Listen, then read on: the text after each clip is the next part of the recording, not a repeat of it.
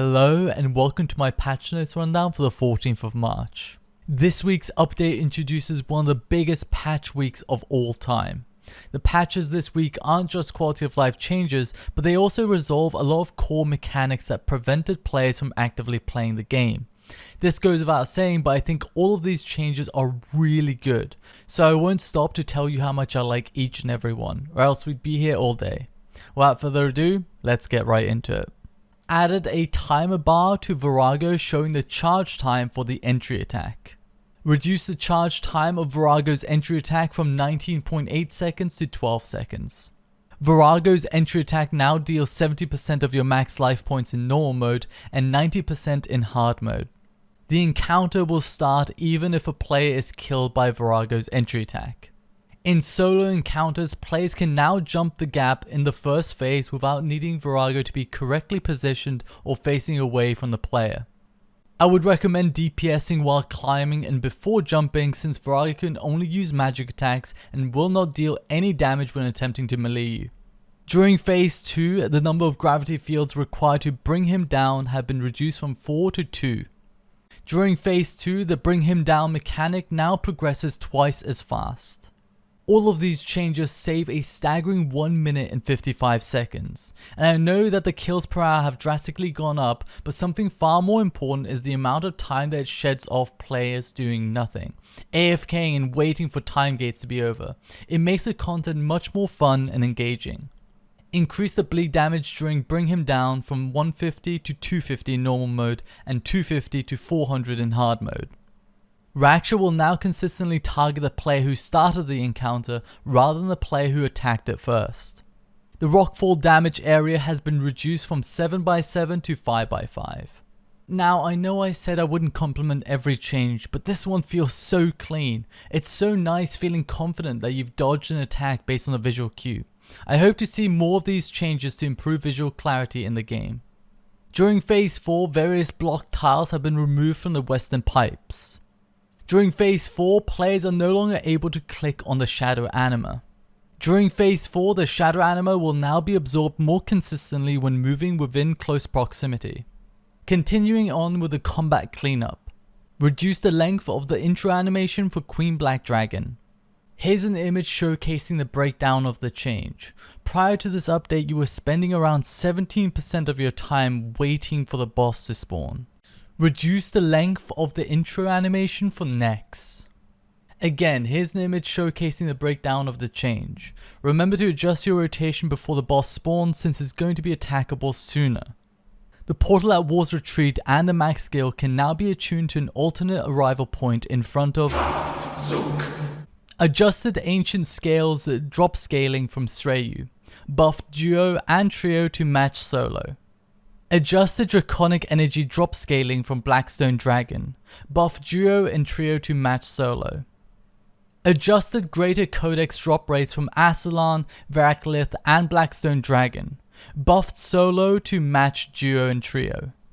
Adjusted Eldritch crossbow piece drop rates from the Ambassador. Buff duo and trio to match solo. Moving on to abilities and spells, and starting with Smoke Tendrils. It will no longer generate adrenaline twice per hit when affected by the Tsunami ability. It will now give a guaranteed critical strike on each hit. It will now be affected by both the Precise and Equilibrium Invention perks. A critical strike that increases the damage into the top 95% can now occur through the Biting Invention perk and other bonuses. The damage inflicted onto the player is now calculated separately from the damage dealt. I haven't had the time to test and research these changes, so I'm not going to give my firm opinion. However, one thing I can say is that these small changes do not affect the meta of magic being the strongest. Surge, Escape and Bladed Dive. Using these abilities will no longer cause you to enter combat stance. Using these abilities while in combat stance will maintain it. Using these abilities while adrenaline is draining will still cause you to enter combat stance.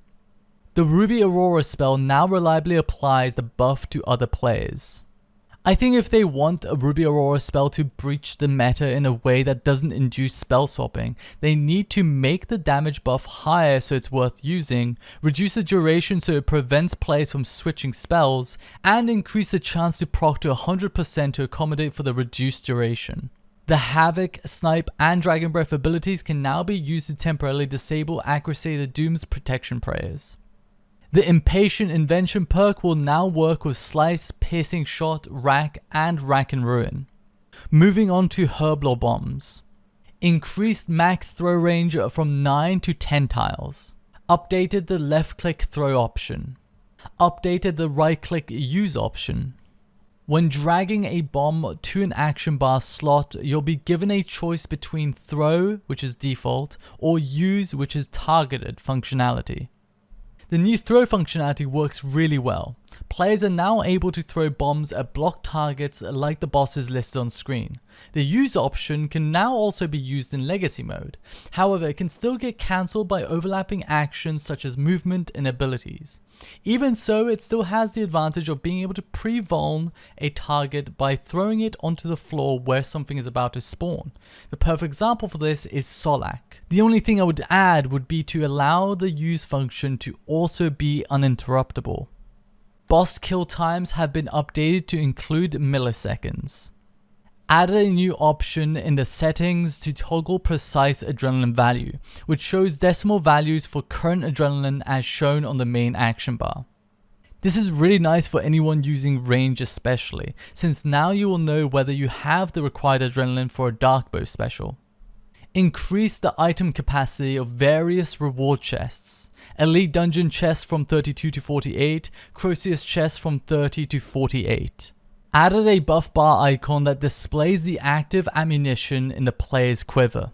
This synergizes perfectly with the Pernix quiver, and the buff bar icon updates without unreasonable delay. The Ancient Elven Ritual Shard cooldown now resets when using the upgraded War's Altar. Remove the question mark text from the Liberation of Mazcab boss interface.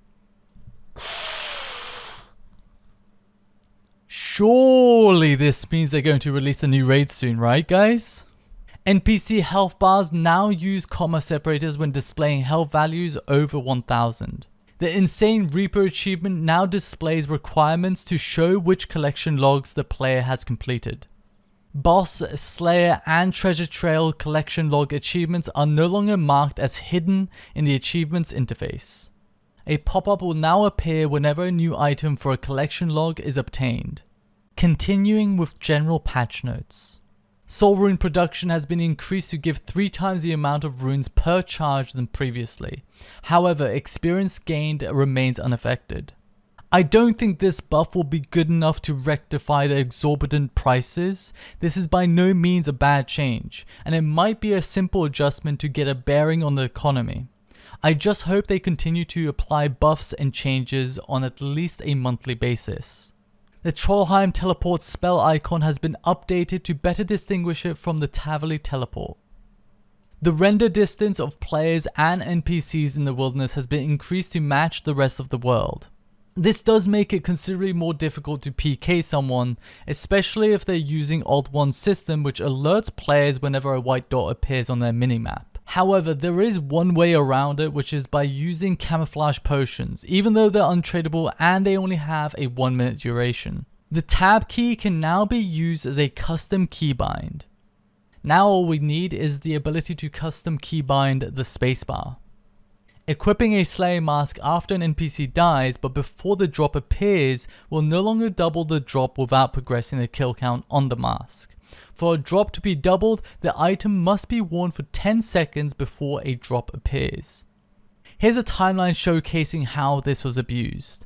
As we can see, you gain Slayer XP and kill count when the monster's life points hits 0, but the drop appears a few cycles later in most cases when the monster's life point bar disappears.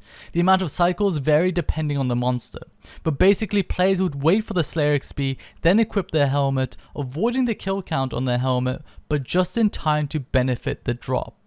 Fix an issue with Glacites and Archlacor arm HP resetting during the encounter. Fix an issue with Magic Notepaper not working on Sandstone. Defense pylons can no longer attack players in Sreyu's boss arena. And that's it for this week's patch notes. I would love to see more changes to all the content to make them more enjoyable. Not with the intention to revitalize them or invest a lot of resources in doing so. It doesn't matter if they're not heavily engaged or efficient for GP or XP. It doesn't even matter if it devalues age-old achievements. Fun should come first. Anyways, that's it from me. Thank you for watching and take care.